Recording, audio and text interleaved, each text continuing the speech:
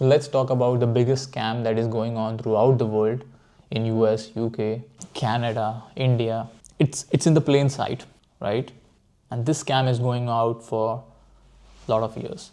But previously it was obviously not a scam.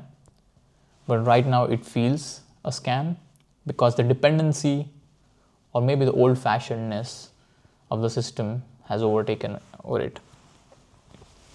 Yeah, I'm talking about the educational scam that is happening throughout the world, especially in India, where there are a lot of graduates but no job in the first place. Everybody is trying to achieve the 1% job which pays highest. And this is not your fault. This is because your parents has lied to you.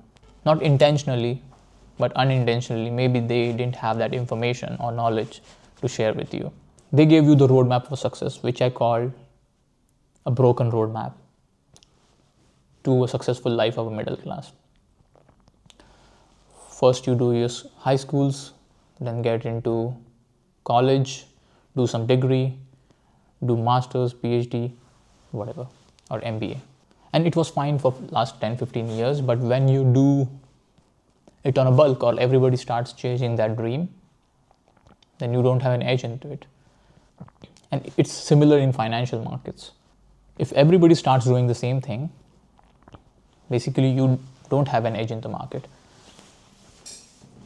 Edge is where you are unique to the employer, or edge is where you can make profits because you know something that 99% of people don't know. And this educational inflationary trap has been very prevalent from the 4 years when we see downfall in the economies. When everything was fine, everything was going up, everyone is happy. But when everything starts going down, we see there are loopholes into the system that were not there for 10-15 years back. So everybody is now getting an IT degree, computer science degree. When I graduated as a mechanical engineer, nobody was asking for a mechanical engineer because everybody was paying high in IT. So I moved into IT, and it was not like great of an environment 5-10 years back, but it was still good. But right now what I'm seeing is very difficult situation where a lot of students are facing to get jobs even in a smaller institution or smaller companies. And the argument that I hear from companies are that the people are not skilled enough. And I'm like, bullshit. If you hire 10 people for 100 people, does it makes that 90% of people are not skilled enough? No, you don't have the job in the first place because you don't have the demand for them. And then you demotivate everyone saying that you don't have skill. Maybe it's not a skill issue, maybe it's a supply issue. If the supply for engineers is too big, then no company in India can absorb that much amount of people into the workforce, and especially IT or computer science. And it's way more difficult because we have seeing now economic downturn and AI is coming into the picture now. So even if you may get jobs, I don't think if you will be able to earn to make the survival into this higher inflationary environment. So your survival is obviously at stake, and you are not something in wrong. But I believe the traditional educational trap or degree trap that we are setting for ourselves is just a money grab for a lot of rich people who owns these institutions. My only suggestion will be, don't pave a particular roadmap for the younger generation. Let them explore different options and let them create their own path.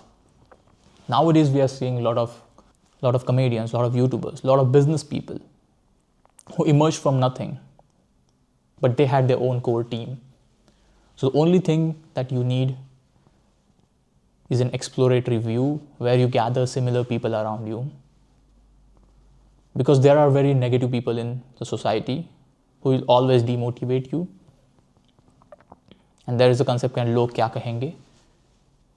But logo, कहने वाले लोग हमेशा कहेंगे. So you have to move from that mindset and do whatever you feel right is at that moment. Gather the people who are similar in mindset and things have same ideologies and have same goal similar to you, and try to build on top of that. In today's economy, one job will not be saving you. You should have a passive income. You should have a basic job which covers all your daily necessity. You should have other income streams which gives you a safety net to explore different options. And obviously, you should also work hard. Obviously, I was late to the picture, but being late doesn't matter. Being in the right place at the right time matters. When I graduated, we didn't have proper internet. I didn't have proper hardware infrastructure, so we were left out. But nowadays, I can see a lot of YouTube creators from India, a lot of startups ideas coming from India, which is very good thing that is going on in society. But if you are a new parent, I will always highly motivate you to teach your children not to take their hand and guide them, but let them explore their own path. And not the standard path which made you successful previously, because that is the old path that nobody is talking about right now. So I believe that old middle class script is thrown out of the window with every generation. In this generation, you should be financially literate. You should at least know what finance is and how you can make money from money or invest and make money. Nobody teaches you this in school, colleges, unless you graduate in that. But I believe financial literacy is the top priority you should invest your time into. The second thing is skill over credentials. Obviously, a bachelor degree will get you into the market, but a master's MBA will push you forward in certain ways, but it will not guarantee you a job because you are not skilled enough. The only place where skill is developed when you experiment, you do a lot of your own projects, and you self-learn. If I want to go back and restudy my bachelor's, I would choose a bachelor's college which doesn't allow attendance, because teaching in these bachelor colleges are full of shit, full of outdated information. So if I go back, I would never go back to colleges to attend classes. My attendance will be zero. I would go home and try to explore new ideas. And that's what I did 50% of the time. But when I was back then, we were facing attendance issue. So I have to attend 50% of the time. But if I had chance at that time, I was mostly running out of the classes and going home and self-studying, because I'm a slow learner. I can't sit in an environment and study with a lot of people because I feel distracted. I'm a good self-learner. So there are human traits which may develop in different directions. And these school systems are very rigidly structured, so that cannot help you in the longer run of your life. So skills over credentials. As I talked previously, multiple income streams. At least passively you try to invest or try to explore some new ideas or new habits that you have, try to build upon it, or try to find a community who thinks similar to you and grow out of that. Talk your plans to them. Maybe you get some critical feedbacks from them and try to improve your plan. When you find similar people, you always feel motivated to do the next best thing in the group. The third is that.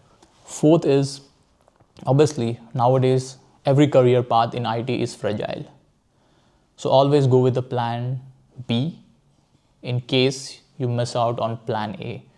So always try to construct a plan B from the get-go itself. I know it's a bit difficult on the fly, but if you try any one of this method in your life, I think at least it will be a bit better, not completely change it, but at least will be make it a bit easier for you in moving forward.